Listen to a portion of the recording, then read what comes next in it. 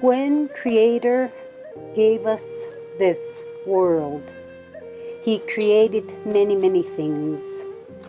He created first the land, right?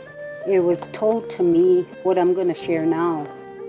First Nations always lived in Canada. Canada used to be called Nekaneet because it was so pure. There was nobody else here but Nehiawak, First Nations. That's what was here until the Europeans started arriving. He gave us everything that we needed. He gave us land, He gave us medicines. We did not need no pharmaceutical Western medicines. I still rely on that. I'm a survivor of cancer ×2, and each time I recovered from cancer. So that's something I can really be so proud of my people that are capable of doctoring someone. He gave us everything. Tawaku tamak mat siwin pagkiwo tagawi tagwak. Stay tagwak mat siskagwak. He wanted us to survive. He gave us plants to survive. He gave us trees. Tawaku mayakuk. Those trees, we have to be related to them.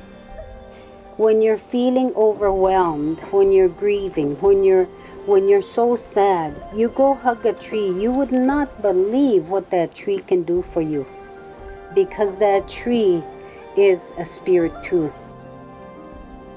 Our Creator gave us the sun so that that sun can grow stuff, plants, feed the animals so that all this grass can grow. This is such a beautiful place to live. We actually have the 5 species of deer. So we've got elk, moose, antelope, whitetail, and mule deer. And all 5 of these species can coexist. Why? They eat the different types of vegetation. So a moose's diet is a little different than an antelope diet. So when you talk about sages and forbs, that's what that antelope will eat, and it'll come through in the flavor of the meat.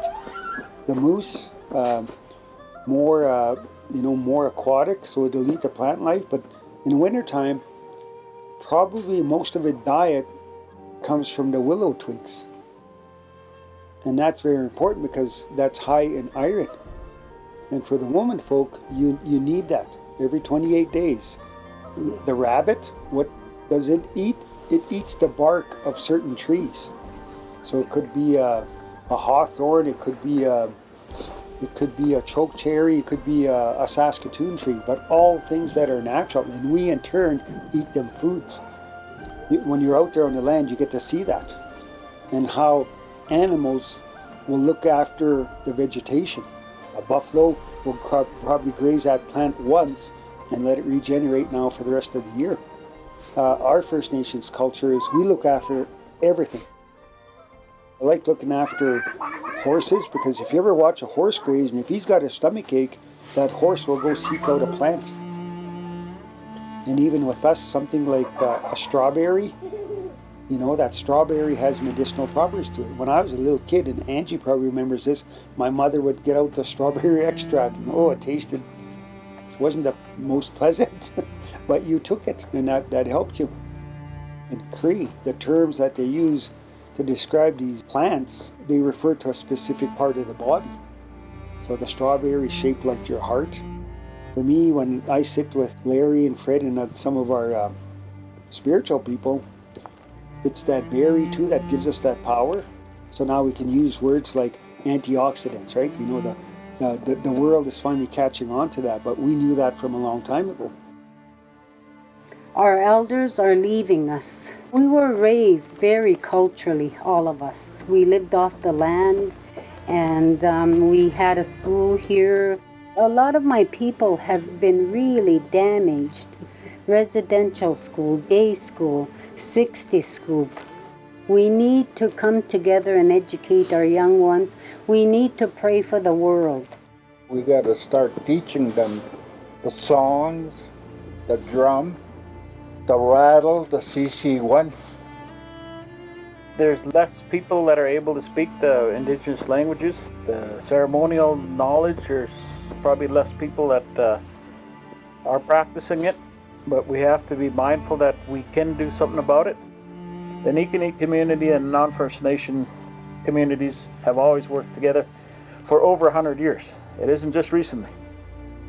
We're First Nations, Métis, and sometimes our voice is not as loud as a non-Aboriginal.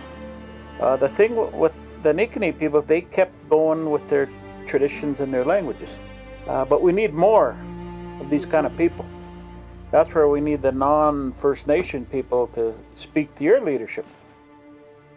I really thank Creator for allowing us to come together here and to share these stories. This is our mother, the earth. That's why I say we are related to everything that Creator has created in this world. We are related to them because that's how Creator set this out to be. The earth will always redeem and replenish and restore itself, yet us humans don't really have access to life without the earth itself, and so that's why we need to protect it, because if we don't protect it, then we're not protecting our own sovereignty. So land sovereignty is connected to our energetic sovereignty, it's connected to water sovereignty, and without that, we essentially are nothing.